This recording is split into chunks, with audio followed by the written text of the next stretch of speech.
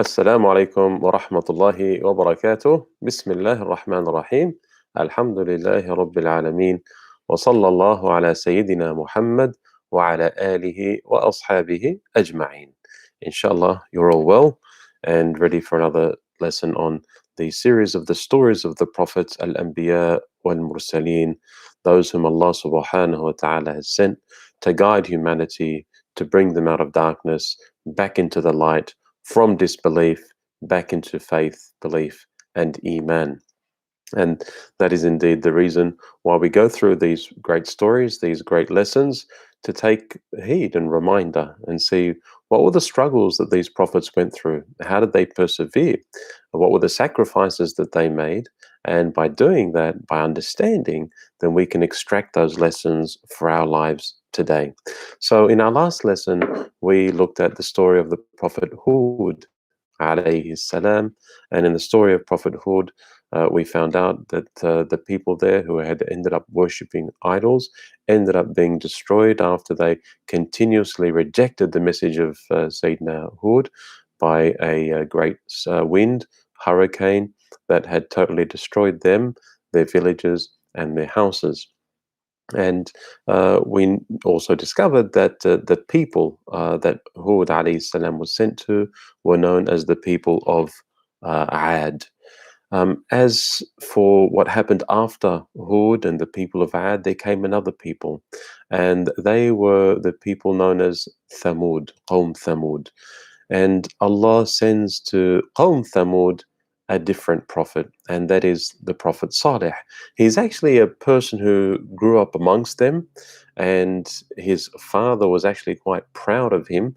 He showed great intelligence, this young boy Saleh, and a lot of the people were expecting a great future filled with lots of power, influence, intelligence, wealth, success in this dunyawi world, this world that we're living in now.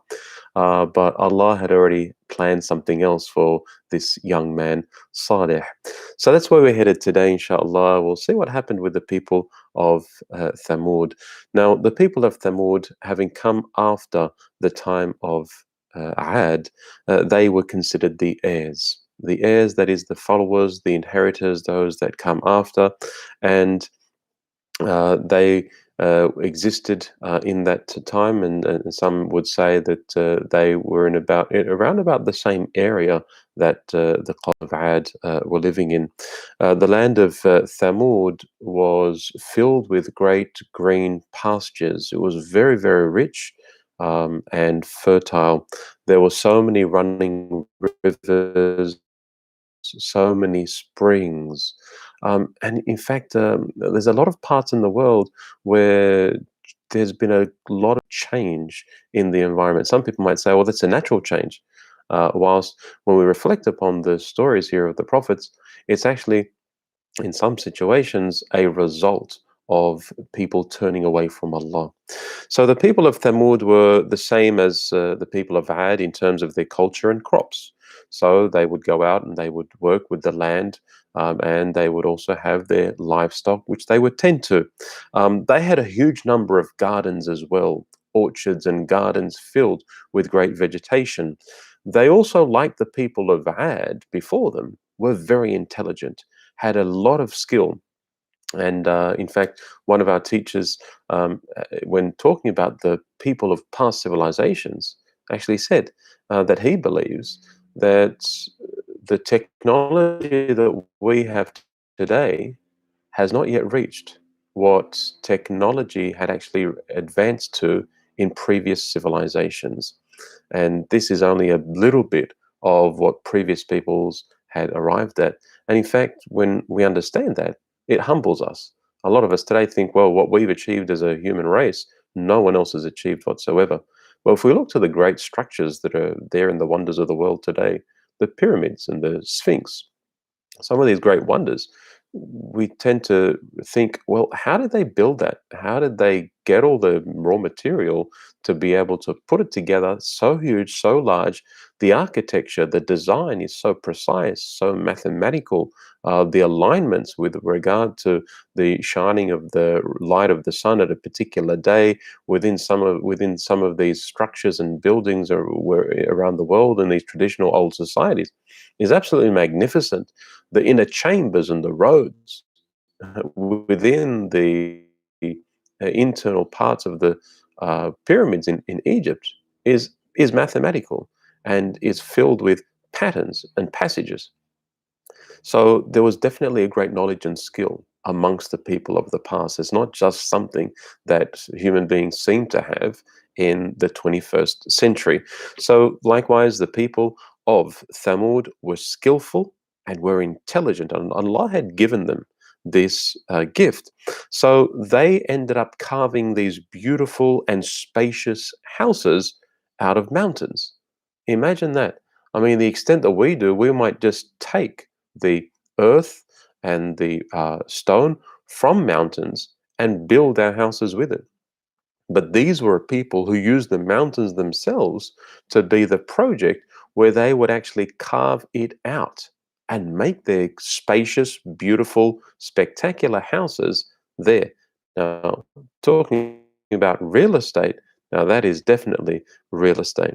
So they produced wonderful paintings as well on the stones of these mountains, and they would work with their stone. They would cut it, they would carve it, they would engrave it, they would make it so flexible that it was like they were working with wet wax, moist wax. You know, when you're making a candle, it is so easy to work with that wax and to mold it.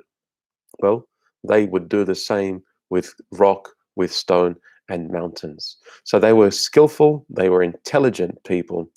And again, let us stop now. Whenever Allah gives us or gives a people a gift of intelligence or a skill, the first one that we need to show appreciation and thanks to is Allah, not ourselves, not our effort, not our study, not our good luck, not our chance, but it is from Allah.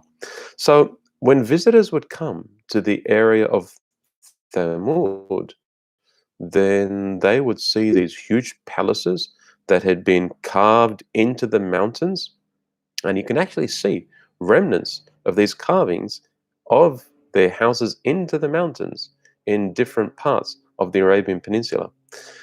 When people would come and they would witness these amazing structures, they would say, perhaps these have been built by jinn, meaning the spiritual, demonic beings amongst them believers and amongst them disbelievers. They would see this as absolutely miraculous, grand, spectacular, and wouldn't be able to believe that this was something that was built by human beings, the people of Thamud. Um, and they would look at the colorful flowers that would be painted on the walls of these houses, looking as fresh as if the spring had brought them out. So their painted flowers were as though they were real flowers. And that's the artistic skill that the people of Thamud had been given. So Allah continues to pour out His blessings to these people of Thamud time after time, both in the heavens and in the earth for them. And the heavens, the sky was so generous that it would give the gift of rain and abundant rain. And this would be wonderful for them, for their animals, for their livestock, for their vegetation, for their gardens. They'd be able to produce amazing amounts of crops. Not only was the heaven so generous to them by Allah, but also Allah made the earth generous to the people of Thamud. And so the earth would give them abundant plants, abundant vegetation, and so many colorful flowers. The gardens were even generous to them. They had these food forests. We're thinking today that we have been able to master agriculture and gardening, but the people of Thamud, they had the rain, they had the earth, they had the gardens, they had the crops, they had the fruit trees, they had everything that they needed. And this was so abundant. They had abundance in terms of their food, abundance in terms of their wealth, abundance in terms of their blessings. And Allah blessed them with these provisions. Allah blessed them with wealth. Allah blessed them with their rizq. Allah blessed them with their livelihood. And naturally, you would think that if Allah has blessed you with all of these things? Well, you're going to make shukr to Allah. You're going to show gratitude to Allah. However, all of these great gifts that Allah had given the people of Thamud didn't move them to show thanks and gratitude to Allah. In fact, rather than making them grateful and worshipping Allah for the greatness that He's given them of abundant blessings, it actually led them to reject Allah.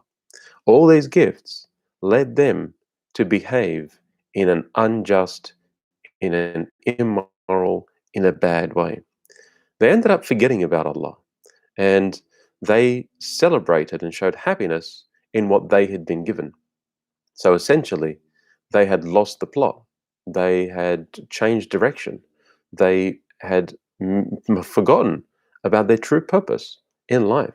It wasn't about what was in front of them, what they could hold, what they could measure, but rather their true purpose in life, which they forgot about, was in fact why they existed originally here on earth and where they're headed to in terms of the afterlife.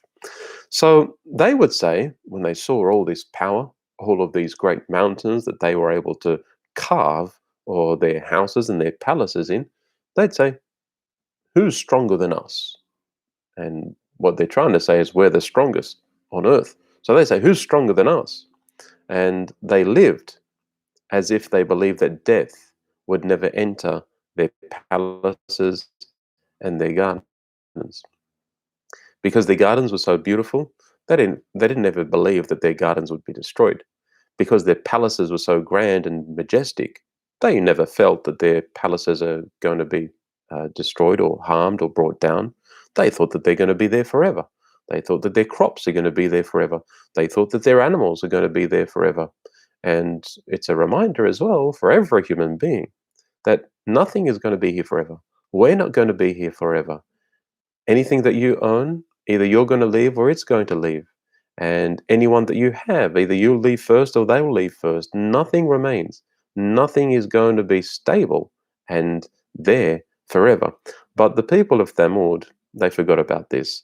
And so they thought that they would own and enjoy their palaces and their wealth and their crops and their fruits and vegetation forever without end.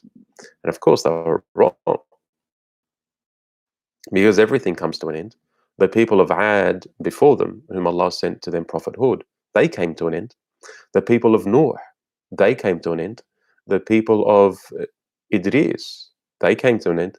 The people of Sheeth and Adam, they ended up eventually dying. So every generation, every people do see an end. No one lives forever. And in fact, anything that we have doesn't live forever. And so, since they thought that death would not be able to find them in their high mountains, which they would live and occupy in their palaces, they thought that the community of the Prophet Noah had been destroyed, which they knew they'd been destroyed. They said, well, the Prophet Noah's community people, they were destroyed because they lived in a valley. And so, of course, if there was a flood, the flood's going to take over the valley. And so they were gotten rid of. And as for the people of Ad, well, they said, well, they were destroyed because they lived on a flat part of the land. So, of course, when the wind comes, it's going to take them. And so they believed that their own people, the people of Thamud, were in a safe place. And so they thought that they were going to be free from fear, free from death. None of that would happen to them. But that's not all. The people of Thamud continued.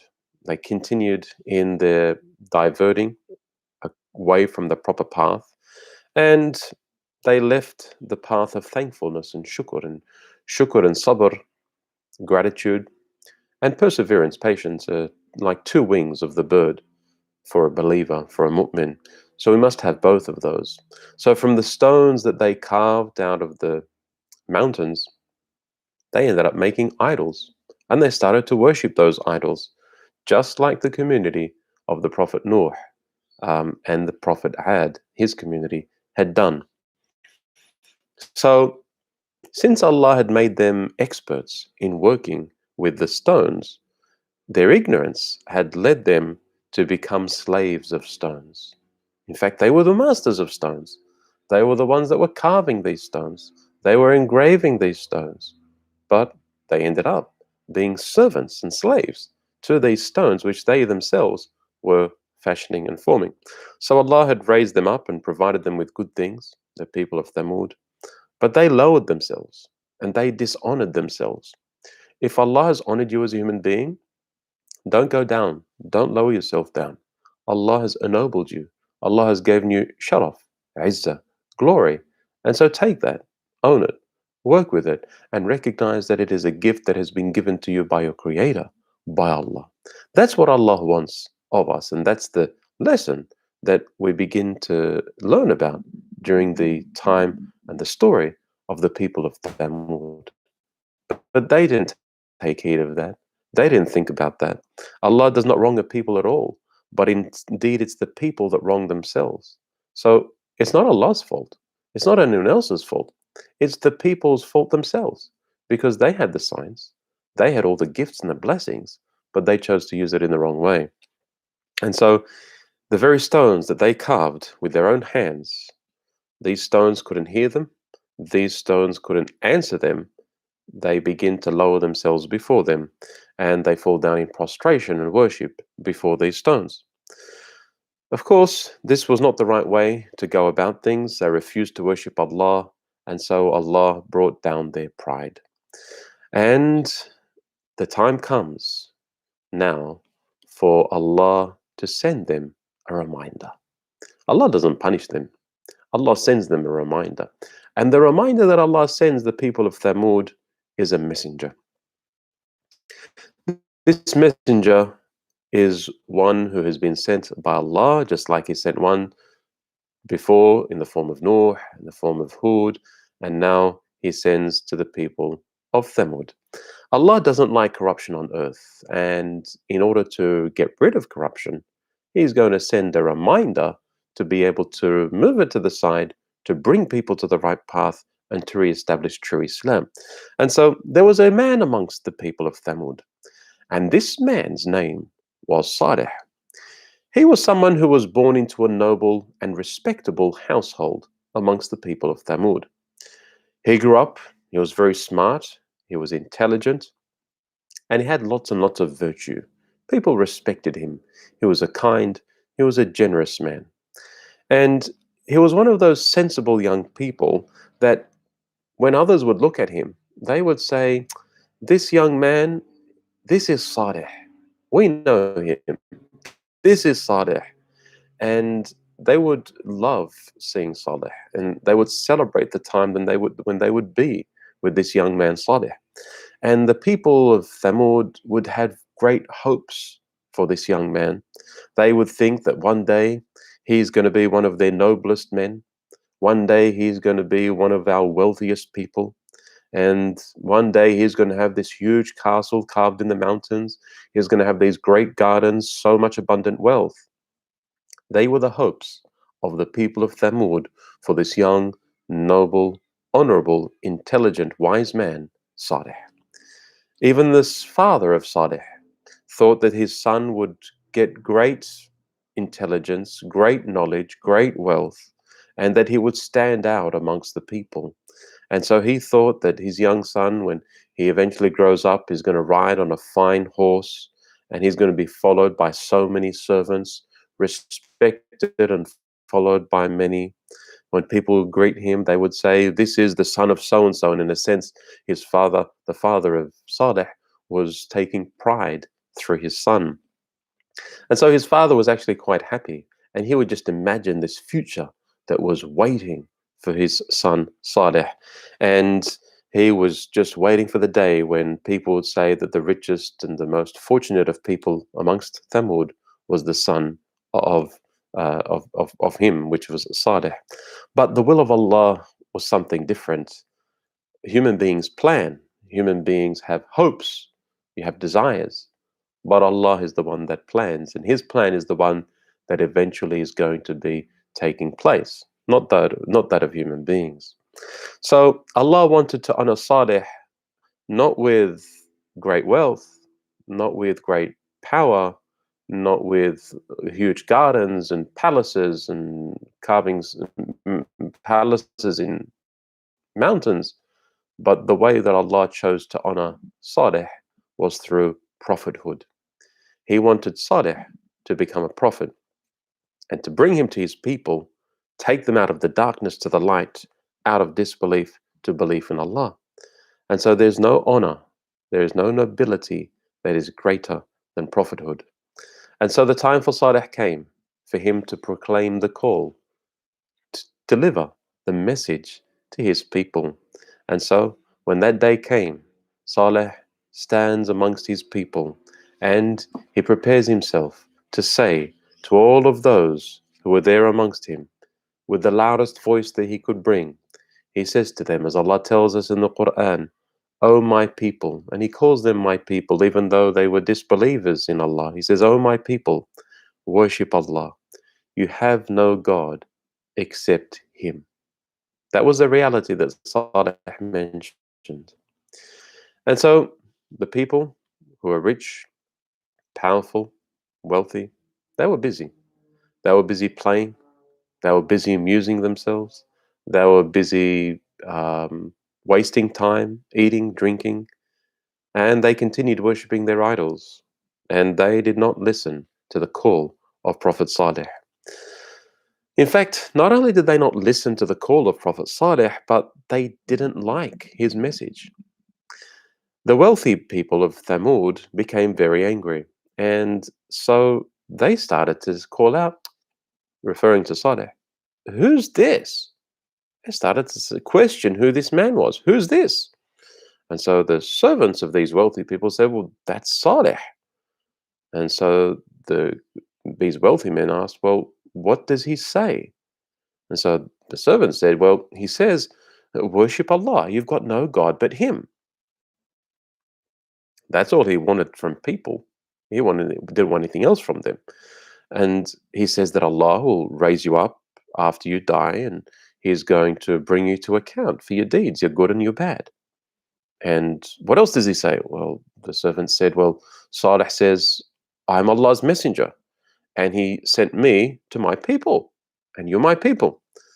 So these rich and wealthy people made a mockery, made it a joke. And they said, what a poor person. Can this man be a messenger? He doesn't have a palace. He doesn't have a garden. He doesn't have a mansion like we do. He doesn't have any gardens, no crops, no palm trees, no fruit trees. How can he be a messenger? And if we just stop here to think about the logic or the lack of logic of the wealthy people of Thamud, that they made it conditional that for a person to be on the right path, to be a true prophet and messenger, that they had to have all of these worldly things that they had: wealth, trees, palaces, castles, crops, vegetation, animals, money. If you didn't have any of those, then don't speak to us. That's the language that they were using. And guess what? That's the language that people even today also use. If you don't have wealth, then you don't have the same power that we do. If you don't have influence, you don't have the same power that we do. If you don't have the same amount of land that we do, then you don't have the same amount of influence as we do. You're not worthy as we are worthy. And so the measure and the standard before Allah is none of these, but it's taqwa Allah. It's the conscious awareness of Allah. And that's what Saleh had, that his people of Thamud unfortunately didn't have. And so he says to them, worship Allah. He reminds them about that. And given that the rich people made a mockery of him, they further went into disbelief and rejection. So the rich people of Thamud saw that there were some people amongst them that were listening to the call of Saleh. But not only were they listening, they were getting closer to Saleh. They were inclining towards this prophet Saleh. And of course, when the rich and wealthy of Thamud saw and witnessed this, they became scared and fearful, just like the wealthy, influential of Quraysh became fearful for their positions and their status and their wealth, when the poor amongst them were inclining towards the call of our Nabi Muhammad sallallahu alayhi wasallam. And so, because the rich and wealthy feared for their positions, their leadership amongst the people of Thamud, they began to go out and to say, "This guy is nothing but a human being just like yourselves. You eat, he eats. You drink, he drinks. And if you obey another human being just like yourselves, you will be losers." This is what the wealthy and rich were saying who feared for their power. They said, "Does he promise you that when you're dead and you become dust and bones, that you're going to be brought to life again? Is that what he's promising you, like a life after death?" They said, "Get away with all these promises. There's nothing but the life of this world." And that's the call of so many people, subhanAllah, today. That is just live for the present. Live today and don't worry about tomorrow, meaning don't worry about what's going to happen to you after death. That's the call of a people in every single age. And so, although we're not living in the time of Prophet Saleh, we still have the remnants of that call of these misguided people in our age today. And so they said, "We live and we die and we shall not be raised up." And there are people today that also reject a life after death. They reject the existence of a creator of this entire universe. And such were the people of Saleh. So they said, "He's only a human being who's making up lies against Allah, and we don't believe him." So what happens is the people of Saleh, those rich and wealthy amongst them, fearing for their positions, start to make up stories. They start to produce propaganda and to spread these lies in society to take people away from the truth. And that's what people continue to do today. They coin up lies, they make up things about the Prophet Muhammad sallallahu alaihi wasallam, about the religion of Islam, about Allah, and they spread it in order to misguide people, and then people will then latch onto that. And so these people ended up rejecting Saleh, and they didn't believe in him. Saleh continues to warn them, and he tells them, "Do not worship these idols." But they just say, "Saleh, when you were younger, you used to be noble, you used to be sensible, you used to be an intelligent man. We thought you'd become someone just like us. We thought you were going to grow up and become one of our great men, one of our noble men. We thought that you were going to be like this person and like that person, but you've turned out to be a nobody." That's what they said to Saleh. "Those who are the same age as you," they said, "and not as intelligent as you, have become famous now. They become powerful. But you, Saleh, you chose the path of poverty. We were wrong in our opinion of you. We had a good opinion. We're disappointed because we had hopes in you. We had high hopes in you, Saleh, but you have wasted those hopes. You have destroyed all of the hopes that we had for you, Saleh." So they're trying to put a guilt trip on Saleh. They're trying to make him feel as though that they are bad, that he is bad. And this is the type of propaganda that continues to be communicated in every age. People who are trying to live a path of contentment, of belief in Allah, always bombarded, being trying to have messages infiltrate their minds and their hearts to take them away from that path.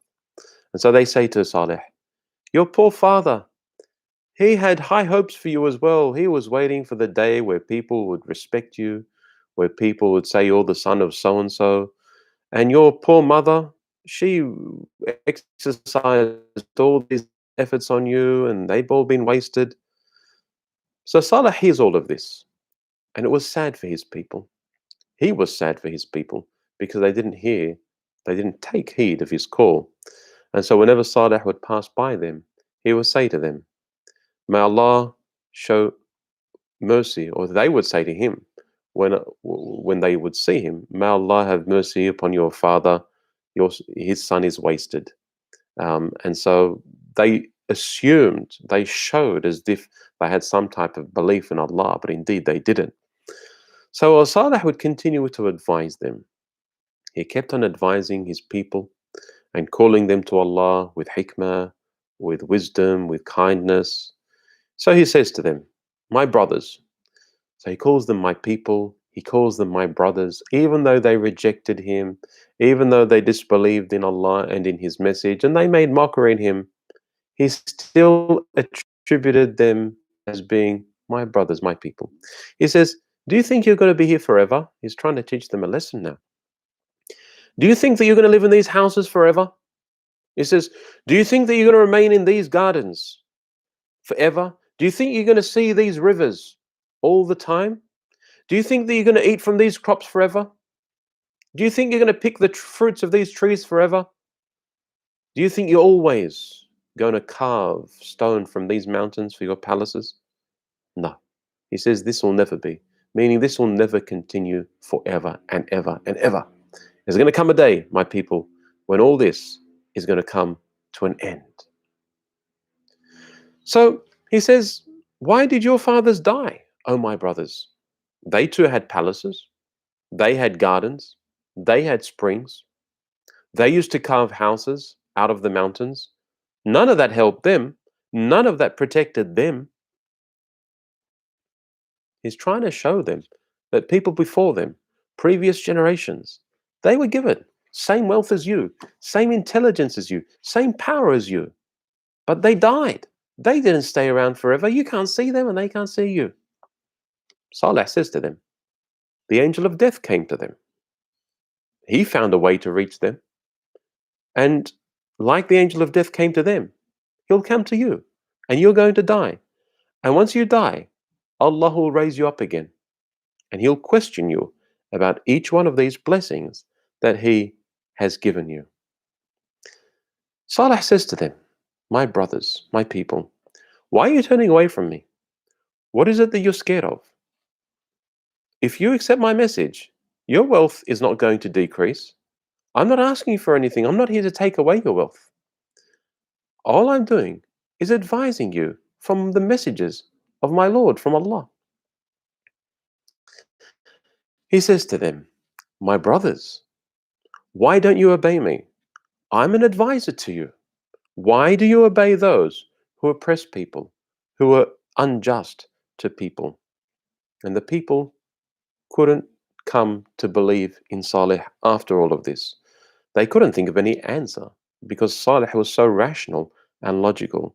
So instead, what did they say? They say, Saleh, you're one of those sorcerers, those who commit sorcery, magic, do magical things.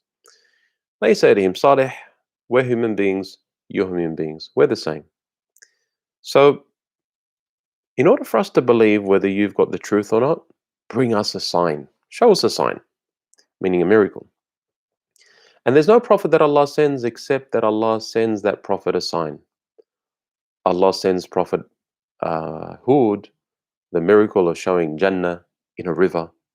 Allah sends uh, Prophet Musa alayhi salam various signs, and like the staff that turns from a stick to a snake.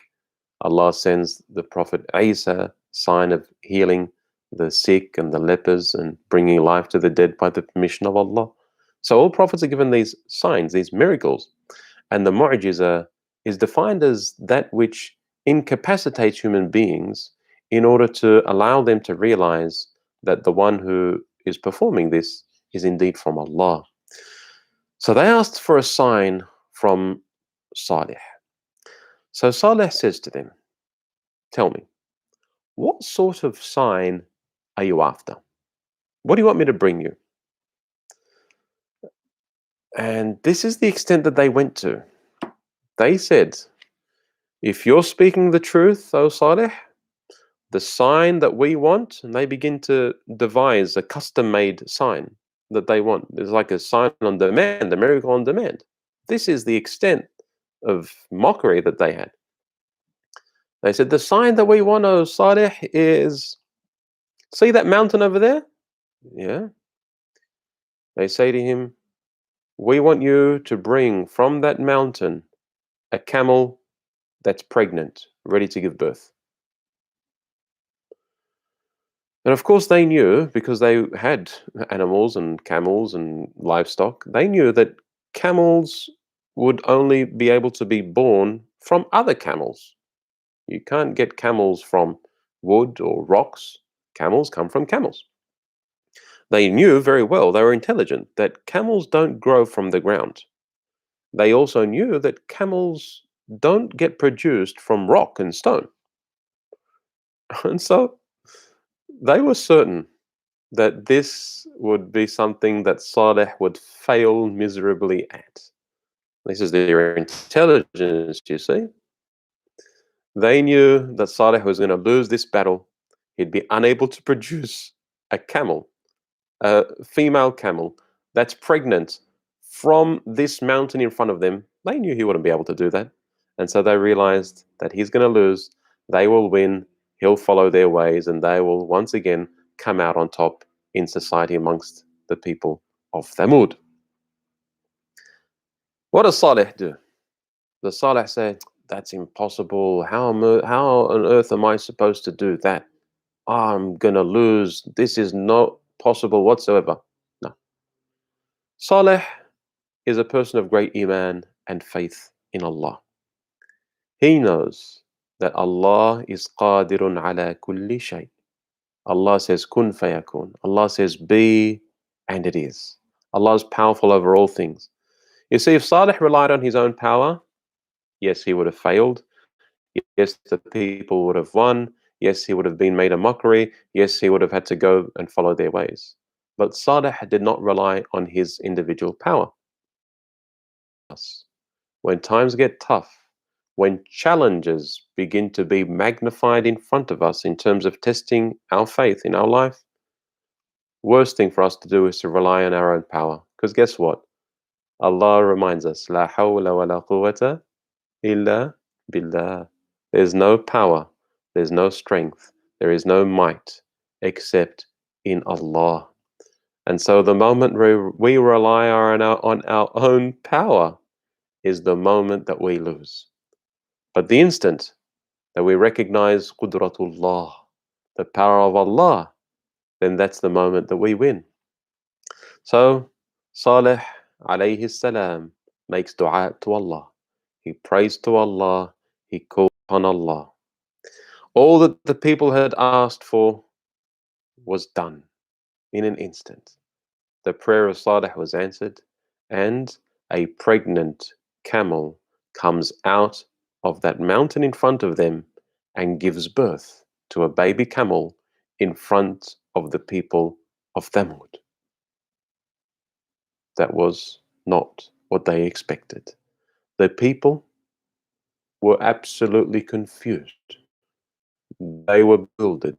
They didn't know what to say. Now you imagine if these people had put up this challenge to Saleh, which they knew would have been impossible by human power, you'd think, naturally, if they saw this happen now and it was totally impossible, then they'd give up, they'd give in, and they say to Saleh, you know what, Saleh, please forgive. We were wrong in our opinions. We were actually misguided. You are truly someone from Allah. We submit. Please tell us what we need to do, and we believe in you and Allah in the next life.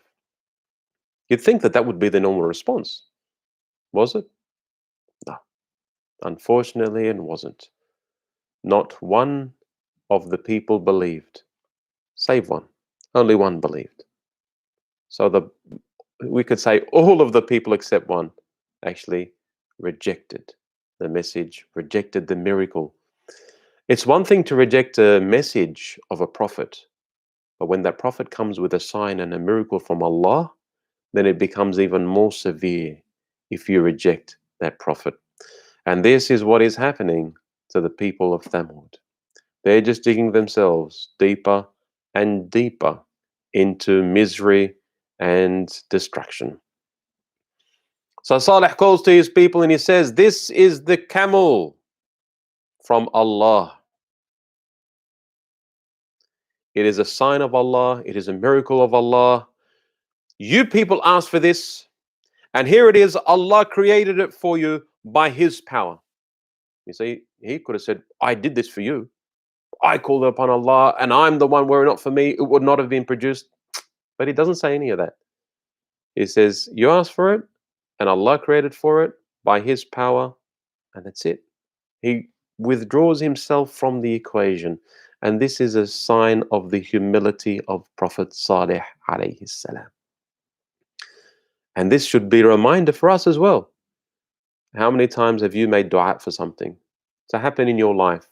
For you, your wealth, your family, your deen, whatever it is. You make dua and subhanallah, it comes to fruition. Allah answers that dua. Sometimes you might go around saying, yeah, I got this because I asked Allah on that night. Yeah, I got this because I was a good Muslim. Yeah, this dua happened and this successful thing happened for this person because I made dua and Allah answered that dua. Were it not for me, you wouldn't be safe and you wouldn't be good and you wouldn't be given this. Yeah, that's how some of us might do, unfortunately. Well, sometimes we're not to blame because we have not been taught the proper way of conversation with Allah. How do we learn it? We learn it by listening to the kalam, to the hiwar, to the conversation of prophets with Allah and the conversation of prophets with their people, just like Saleh. So Saleh says to his people, well, since Allah has created it through Allah's power, you need to respect this camel. Meaning they haven't respected Saleh, they haven't respected me. Respect this camel. That's what I'm asking you to do now. Respect this camel. Do not hurt her. Do not touch her.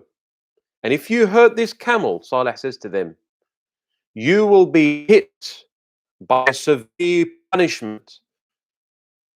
So this camel, which is the miracle that they had asked from Saleh, which they thought was impossible, and in fact comes to fruition, Allah creates it. If they misbehave with this camel, this will be the beginning of the end. Thamud. So Saleh establishes the rules now. He's in charge. He says, this camel should be allowed to eat and drink in the land of Allah, to come and go freely. No one is to touch it. No one is to tell it to move away. You do not need to provide it with any food. You don't need to provide it with any grass, any vegetation, any water, because there is a lot everywhere. Remember, the people of Saleh had been given abundant gardens, vegetation, crops, wealth, water, rain from the earth, springs from the earth, was filled with abundance, no shortage whatsoever. And mashallah, so many people's houses nowadays are filled with abundance, not in terms of abundance of crops and gardens and animals, but abundance in groceries that people have bought from the supermarket for 2 years' worth. Why? Because of the fear of having less, the fear of not having the provision in front of you. And so this is a human disease that not only in our time, but for thousands and tens of thousands of years, from the time of Adam alayhi salam, and that was the root cause for him leaving the Garden of Paradise, because Iblis whispers to him that he would have limited wealth if he doesn't eat from the tree. So, as Saleh establishes these rules for his people, do not touch this animal, this camel. Do not tell it to go away. Allow it to eat and allow it to drink from any of the land. Don't worry, there's enough for everyone to go around. Don't be scared. They were the rules that Saleh establishes. But this camel was a little different. It was larger than the rest of the camels of the people of Thamud. And the way it appeared was actually quite unusual. There was something about its appearance as well that was different and unusual, different to the rest of the camels. And so the other camels that were there amongst the people of Thamud, because they saw this camel was different, was large, they began to be a little fearful of this camel, which was the sign and miracle of Allah. And so whenever this camel came to drink from, whether it be a spring or a pond or river, wherever, the other camels would get scared and they would go away. So Saleh sees this and he says, if that's the case, he modifies the rules now out of his rahmah, his mercy. He says, this camel will come one day to drink, and your camels are to come the next day. One day, this camel will drink, and the other day, the next day, your camels will drink. And so Saleh easily established the Sharia, if you like, the rules, the law with regard to the drinking of the camels, when each camel would drink. The camel that Allah brought into existence from that mountain would drink one day, no one else would drink from the river on that day. And on the other day, the alternate day, the other camels will drink and they'd swap like that. So Saleh and the people of Thamud had an agreement now with regard to how their camels would drink. And so when it came to the turn of the camel, that one camel would drink on its own. And when it was the turn of the camels of all of the people of Thamud, well, they would drink on that alternate day. They would go and drink. And this was beautiful, was going very well according to plan for a period of time. No problems whatsoever. One day, one camel, this camel, special camel, and the other day, all the rest of the camels. Abundant water, no problem whatsoever. So things should have kept going normally. But the people of Thamud broke the agreement. They started to think, well, our camels, why should they be prevented from drinking each alternate day? Our camels should be allowed to drink every single day that they want. Not one day our camels and one day his camel, one day our camels, one day his camel. That's not fair. We want our camels to be drinking every day. Why stop them? They had already agreed. So they were angry at this camel because their camels were scared of this camel. But Saleh's initial warning, if you remember, to them was, do not show any evil or harm to this camel. And if you do, then there's going to be a punishment that's going to come upon you. So Saleh warned them, you must make sure that you are completely gentle and kind with this camel. But the people of Thamud didn't really care about the instruction of Saleh. If they didn't care about the instruction of Saleh with regard to belief in Allah, why should they care about his instruction when it came to how they should treat one camel that came out of a mountain? And so they began to talk with one another, discussing who is going to get rid of this camel once and for all. We've had enough of this camel. We're going to kill it. So one man stood up and he said, I will. And the second man stood up and said, me too.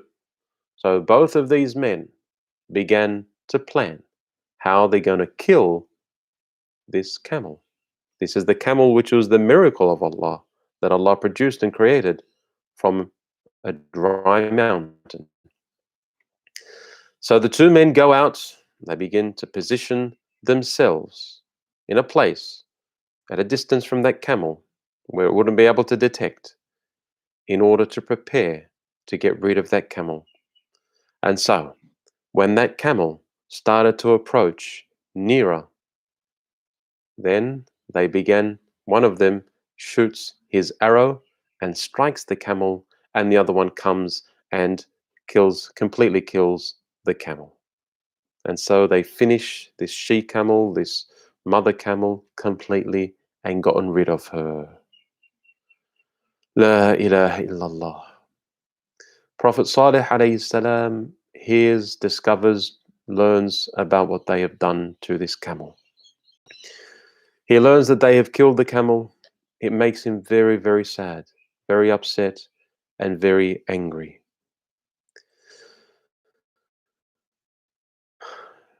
And not necessarily because it is a camel, but because this is a camel which Allah had produced as a miracle for them to believe in Allah, but they refused.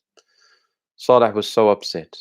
He tells them, enjoy yourselves as much as you want in your homes and your palaces. Have all the fun that you want. For 3 days. He says, this is a promise not to be denied or rejected. You've got 3 days to enjoy yourselves. And of course, there is going to be something that comes after these 3 days. So in the city, there were 9 men. These 9 men were men who spread evil and corruption in the land. 2 men had gotten rid of the camel of Saleh, and now these 9 men were trying to devise a plan to get rid of Saleh himself, to kill him. So these 9 men said, "We will kill Saleh and his family at night. No one will be able to see us. And if someone comes to question us about it, we'll just say, we don't know what you're talking about. We'll deny it." But of course, Allah protects Saleh. Allah protects the family of Saleh. On the 3rd day, a punishment comes to the people of Thamud. They wake up on the morning, that 3rd day, and there was a huge scream, a huge shout. And after that huge shout, there comes a gigantic earthquake. Their hearts were broken by that shout, that scream. They were terrified, and their houses were destroyed by the huge earthquake. It was a terrible day for the people of Thamud. And all those people, those disbelieving people in the city, were completely destroyed. And Allah saves Saleh and those who believed with him.